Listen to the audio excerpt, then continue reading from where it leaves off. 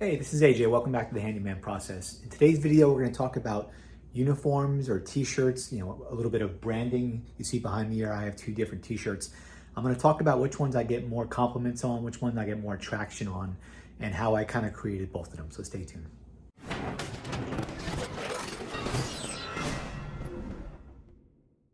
So you've heard me on this channel talk about branding. My brand, Greenshire Handyman. It's a simple logo. You can go back and watch one of my videos on how to create a logo, but it's simple. It's a name, it's a picture, that's it, right? Don't waste too much time.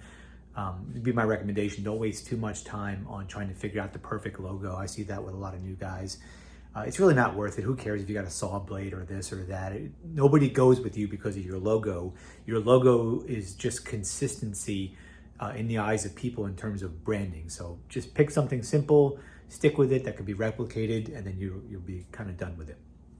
But when it comes time to giving yourself a professional appearance when you're working with customers, you want your logo or your brand to be kind of front and center. Most people do that in the form of a uniform.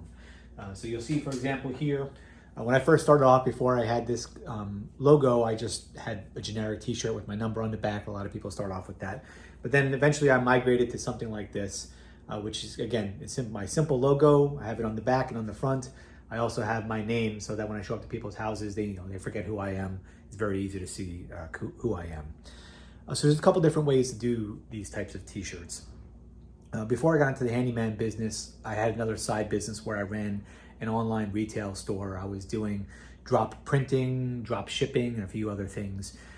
If you're not familiar with drop printing, what it is you kind of come up with a design. Then if somebody buys that design from you, it goes to your print shop, who then prints whatever it is. In my case, it was t-shirts and mugs and whatnot. And then they do the handling and the shipping and all that stuff, send it out to the customer, and then I get a cut of that. So I used to use a company called Printful, and I'll try to put a link down in the bottom. And I would go in and either I would do my own designs or I would pay designers on Fiverr or other platforms to come up with the designs for me. And then one of the nice things about Printful is you can have kind of prototypes, right? So you can go into that system, you can make your own prototypes, you can print it off. It's a little bit cheaper. You're limited to a couple a month, but then you can send them to yourself to see, is it working? Did I place things in the right spot? Or what is the quality of the t-shirts? So I used to do that for a lot of my stuff, but the quality that I got from there, to be honest with you, wasn't that great. Part of it, was just the quality of the place I was going to. And the other part is when you design these types of things, placement, and there's a lot of factors that go into it. So there's some fault on my side as well in terms of understanding how to properly do that. So fast forward a while, I found a local lady in my neighborhood here who's advertising in a local Facebook group who does similar to the drop printing method I was talking about before, but instead I just drop off t-shirts at her house. I send her a digital copy of my logo, and then she prints out t-shirts whenever I want them. So this particular t-shirt, this is an $8 t-shirt from Walmart. It's just one of those breathable fabric ones. It was just solid black. So what I do is I bring a bunch of these over to her house. I bought a couple of sweatshirts, for the seasons and whatnot. I drop them off at her house. She texts me when they're ready, and I come. I've never even actually met her, which is funny because I drop it off on her front porch. She tells me when they're ready. I go back and I pick it up on her front porch, and I pay her electronically. So that's worked out great. I'm getting t-shirts for $15, $20 a piece, printed out with my logo on it locally. The woman's fantastic. These are a year old, and they're holding up great. I got stains and whatnot on them as you do in the business, so I turn them out every once in a while. But this is my brand, right? This is what I go to work with, and it works great. Very rarely, I probably never has anybody ever said to me, a client says, "Oh, I love your t-shirt," right? Because it's just, it's an identifying thing, but it's not interesting, right?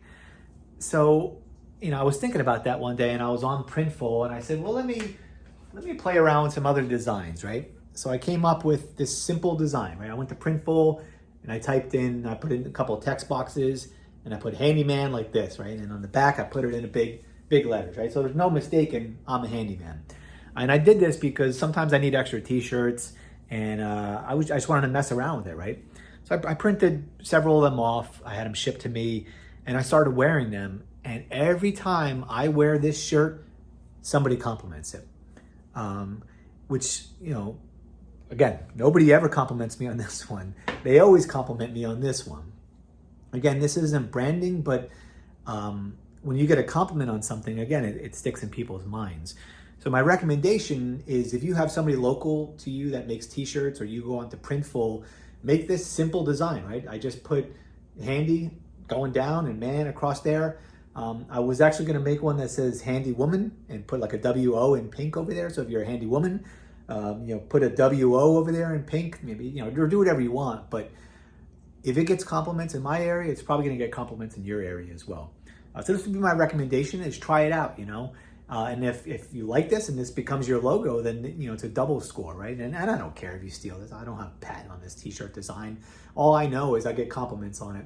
I will tell you it's a stencil font. I don't know if that makes a difference, but I think it's really just the pattern of it that makes sense. I'm also in a very religious kind of community, so the fact that it looks like a cross maybe has some bearing on that as well. I'm not really sure. But the point of the message is make sure you have a brand, and then experiment with other things that just get you traction and see where they go. Anyway, hopefully the video is helpful. If you like it, go ahead and give me a thumbs up. Let me know, and stay tuned for the next one.